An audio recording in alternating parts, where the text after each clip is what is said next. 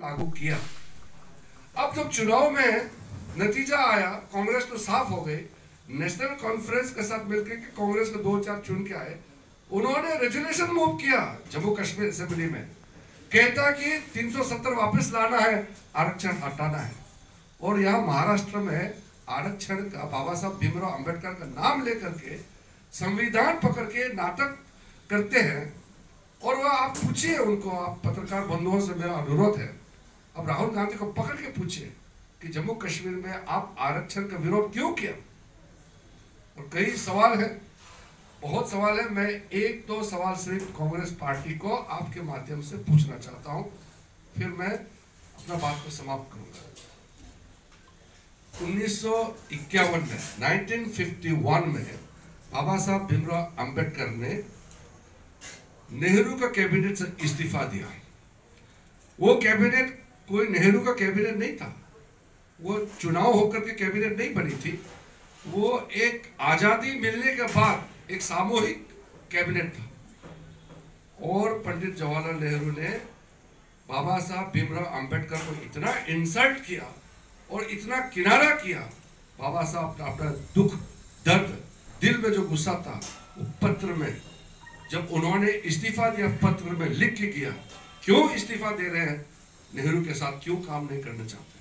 और उसके बाद सारा कांग्रेस पार्टी ने, पंडित जवाहरलाल नेहरू ने बाबा साहब अंबेडकर को मुंबई में चुनाव में फिर हराया, षड्यंत्र करके, ताकि बाबा साहब पार्लियामेंट ना पहुंच सके।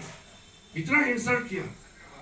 और बाबा साहब भीमराव अंबेडकर 1956 में देहांत हो गए, परिनिर्वाण हुए थे। उसके बाद बाबा साहब के नाम को धीरे धीरे कांग्रेस पार्टी ने खत्म करने का कोशिश किया। 1989 के चुनाव में हम लोग सब सक्रिय राजनीति में थे। 1989 में कांग्रेस पार्टी को हराया, राजीव गांधी का सरकार को हराया। तब जाकर के 1990 में भारतीय जनता पार्टी के समर्थन से नेशनल फ्रंट गवर्नमेंट बना। तब जाकर के बाबा साहब भीमराव अंबेडकर को भारत रत्न से नवाजा गया। इतने साल तो क्यों ये नेग्लेक्ट किया है। इस देश में अगर किसी एक महान आत्मा, वो इंसान जिसको भारत रत्न मिलना चाहिए, तो पहले बाबा साहब भीमराव अंबेडकर को मिलना चाहिए था। और इतना इंसल्ट करने के बाद, और 1975 में इमरजेंसी लागू किया, देश में इमरजेंसी था। और 76 में संविधान का प्रियम्बल को हटा दिया, प्रियम्बल को बदल दिया। सबसे बड़ा हमला 1975 में इमरजेंसी, और दूसरा हमला फिर 1976 में प्रियम्बल को हटा करके अलग से श्रीमती इंदिरा गांधी ने प्रियम्बल बनाया। वो दूसरा सबसे बड़ा हमला था। और आज उसी संविधान का नाम लेकर के, बाबा साहब का नाम लेकर के यह नाटक करने का काम करते हैं। मैं अपने समाज के जितने लोग जो पिछले लोकसभा में जो गुमराह हो गए थे, उनको कहना चाहता हूं, आप लोगों ने कांग्रेस के कहने पर जितना भी वोट दिया है, आप लोगों ने बाबा साहब का आत्मा को चोट पहुंचाया है। मैं उस रिजर्व कैटेगरी से आता हूं। मैं पहला बौद्ध हूं, इस देश का लॉ मिनिस्टर बना, कैबिनेट मिनिस्टर बना। आज मैं दुनिया का सबसे बड़ा लोकतंत्र पार्लियामेंट्री अफेयर्स का मंत्री भी हूं। इसका हम बदला लेंगे, हम ऐसे जाने नहीं देंगे। इसलिए हमारे समाज के लोगों को मैं सीधा सीधा कहता हूं कि और बेवकूफ बनने का कोई जरूरत नहीं है। हमारा आदर्श बाबा साहब भीमराव अंबेडकर को जिन्होंने कुचला है, जिन लोगों ने जीवन काल में इतना उसको तड़पाया है, और वो आज संविधान को लेकर के हाथ में घूमते रहते हैं। और हमारे समाज के लोग उसमें बेवकूफ बन करके वो नारा लगाते हैं। राहुल गांधी जैसा उस खानदान ने जो हम लोगों को नुकसान पहुंचाया, उसको वोट देने के लिए हमारे समाज से अगर कोई आगे आएगा तो हम उसको हम टॉलरेट नहीं कर सकते। यहाँ की जनता को कहना चाहता हूँ कि पूरे जैसे हवा चल रहा है देश भर में, पूरे महाराष्ट्र में, उसी प्रकार से नासिक और इसके आसपास में जितने भी लोग हैं, एकजुट होकर के महायुति अलायंस को भरपूर भारी बहुमत से समर्थन देने के लिए मैं अपील करने के लिए आया हूँ। आप सबको बहुत बहुत धन्यवाद। हमारा देश का बहुत महत्वपूर्ण राज्य है, इसको हम बर्बाद होते हुए नहीं देख सकते। किसी भी राज्य में मेरे राज्य में मोदी जी आने से कोई भी नेता आते हैं, देश के सब लोग हम वेलकम करते हैं। उसी प्रकार से हम पूरा देश को एकजुट होकर के हम एक साथ काम करना चाहते हैं। तो इसको हम ये नेता यहाँ नहीं जा सकते हैं, वहाँ नहीं जा सकते, ऐसा इस रूप से हम नहीं देखते हैं। और ये महत्वपूर्ण हमारा प्रदेश है महाराष्ट्र, इसको अगर कोई इस राज्य को बर्बाद करने का कोशिश करेंगे तो देश का प्रधानमंत्री क्या चुप बैठेंगे क्या? हम जैसे लोग इस देश को अभी सेवा दे रहे हैं, एक सीनियर मिनिस्टर के रूप में हम लोग काम कर रहे हैं। तो महाराष्ट्र में अगर भारतीय जनता पार्टी और उनकी अलायंस मजबूती से सरकार बनेंगे तो महाराष्ट्र के लिए और ज्यादा काम होगा, इसीलिए हम काम कर रहे हैं। अब हो गया तो आपकी सवाल पूछा है ना, अभी मैं यहाँ से सीएम को घोषणा करने के लिए मैं नहीं आया हूँ ना, बताइए कोई है? नहीं तो मेरा ख्याल से सब आप बोल रहे हैं महाराष्ट्र का विकास बात कर रहे हैं, लेकिन अभी कल ही राउत साहब, संजय राउत साहब बोले कि 30,000 कोटी का जो टाटा एयरबस का प्रोजेक्ट है वो गुजरात में ले गया। उसको आप वो जो जिस व्यक्ति का नाम आप ले रहे हैं उसको आप सीरियसली लेते हैं क्या? हम तो पार्लियामेंट में सीरियसली लेते ही नहीं है, अनाप शनाप बात करते रहते हैं, ऐसा उसका जवाब देना भी ठीक नहीं।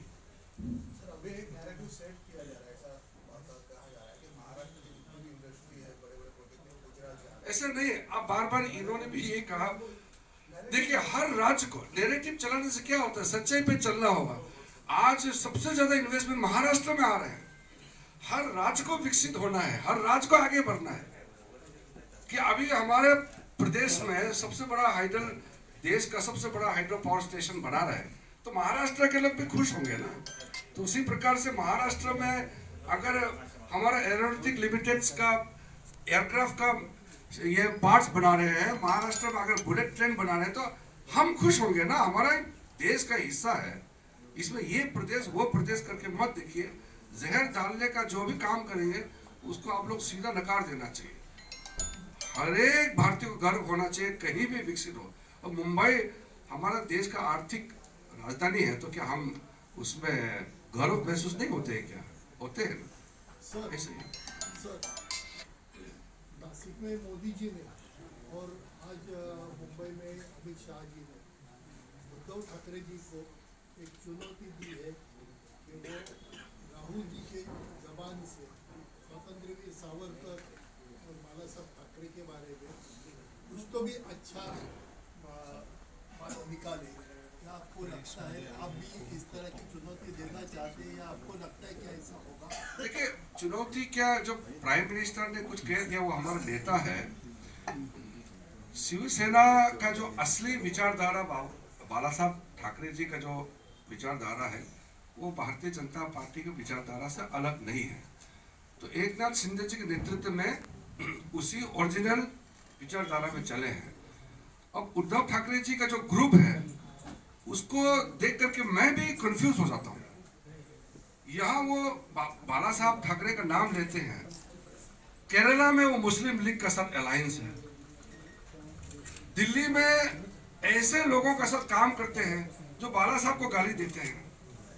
इसलिए जब राहुल गांधी ने स्वतंत्र सेनानी वीर सावरकर का जो गाली दिया, आप सोच के देखिए महाराष्ट्र के अंदर में तो हर एक व्यक्ति को समझना चाहिए कितना खराब से गाली दिया। और 2004 में मैं तो सांसद थे, यूपीए सरकार बनते ही उनके minister Manishankar Iyer port Blair Andaman, जो अभी नाम बदल चुके हैं, अंडमान में जाकर के सबसे पहले वीर सावरकर का जो तस्वीर है उसको उखाड़ के नीचे उतार दिया। आपका खून गर्म नहीं होते हैं क्या ऐसे में? और उसको साथ दे रहे हैं उद्धव ठाकरे जी। ये सारा चीज अगर काश पूरा महाराष्ट्र की जनता समझते, एक एमएलए सीट मिलना नहीं चाहिए इन लोगों को, ये तो आपका गर्व की बात है महाराष्ट्र का। सर सावरकर जी का नाम निकला है, तो उन्हें भारत रत्न देने की मांग नासिक से है कि क्यों नासिक से? नहीं, मैंने जैसे कहा ना, कई घोषणा होते हैं वो नेतृत्व लेवल में वो समय पे होता है। ये किसको सीएम बनाना, किसको पुरस्कार देना, मैं यहाँ से ये घोषणा करने के लिए नहीं आया हूँ। और ये प्रेस वार्ता में ये सब बातें मैं करूँगा तो फिर वो अच्छा नहीं होगा। लोकसभा के चुनाव में संविधान बदल देंगे ऐसा नैरेटिव सेट हो चुका था, उसका खौफ इस विधानसभा में भी दिख रहा है, क्योंकि भाजपा के जो नेता है, मंत्री है, वो हर भाषण में संविधान के बारे में ज्यादातर के बातें करते हैं। तो वो खौफ अभी भी है क्या? खौफ का सवाल नहीं है, वो बरगलाया गया है। तो मैं इसलिए थोड़ा पहले आपको बताया, अभी 26 नवंबर को हम संविधान दिवस फिर से मनाने वाले हैं। आपसे पूछ लीजिए कांग्रेस वालों को कि संविधान तो 1949 26 नवंबर को एडॉप्ट हो गया था, उनको याद नहीं आया संविधान दिवस? तो मोदी जी प्रधानमंत्री बनने के बाद 2015 से संविधान दिवस मनाने का प्रक्रिया शुरू हुआ।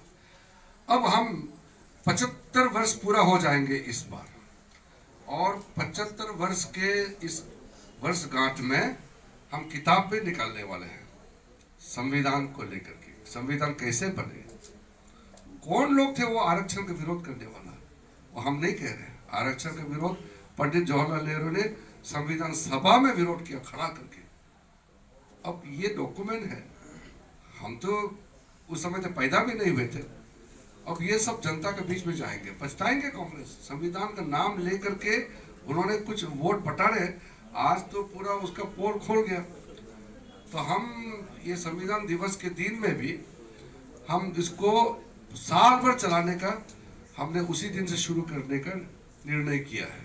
तो देश भर में तो मोदी जी ने संविधान दिवस तो बाद प्रधानमंत्री बनने के बाद डिक्लेयर किया, लेकिन जो मुख्यमंत्री बने गुजरात में तब उन्होंने संविधान यात्रा भी निकाले थे।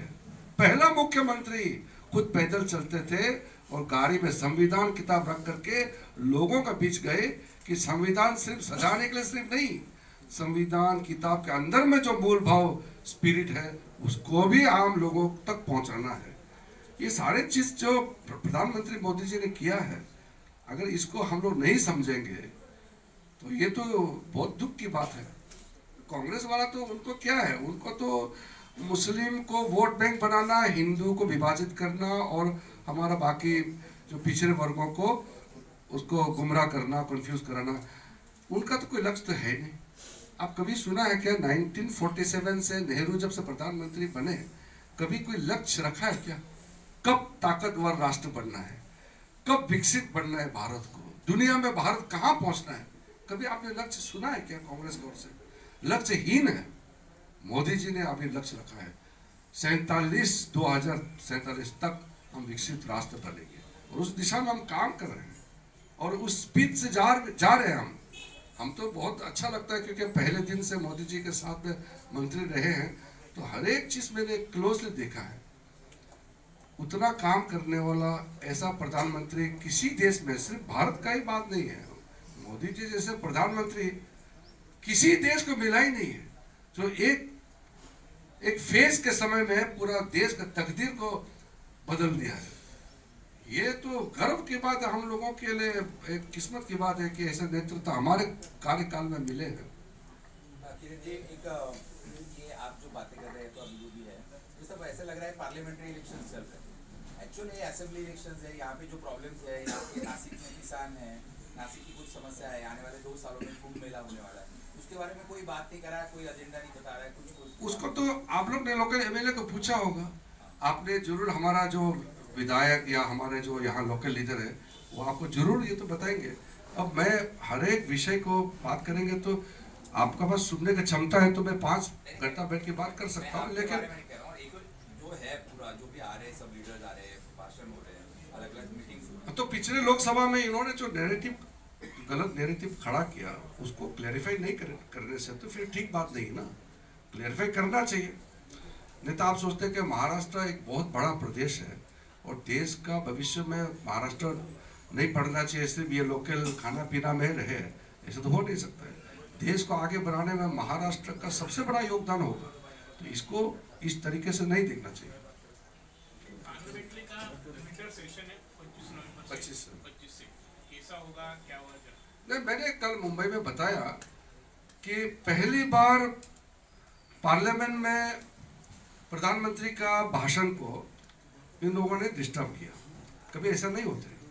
राष्ट्रपति जी का अभिभाषण को धन्यवाद प्रस्ताव के वक्त प्रधानमंत्री सबसे आखिरी बोलना होता है, ये पार्लियामेंट्री प्रोसीडिंग का रूल है।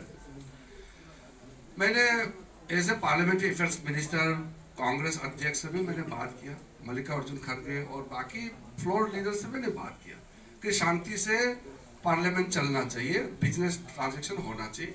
बाकी बहस डिबेट तो होना ही है, बिना डिबेट का कोई भी चीज़ तो पास होता नहीं है पार्लियामेंट में। पार्लियामेंट बनाया इसलिए कि मुद्दे पे चर्चा होना चाहिए। वो प्रधानमंत्री को ही बोलने दे दिया, तो हमने अभी कहा सीधा सीधा कि आप बार बार अगर ऐसे करोगे तो फिर हम भी बहुत कड़ी कदम हमको उठाना पड़ेगा, और इनके वजह से पार्लियामेंट हम बंद नहीं रख सकते हैं।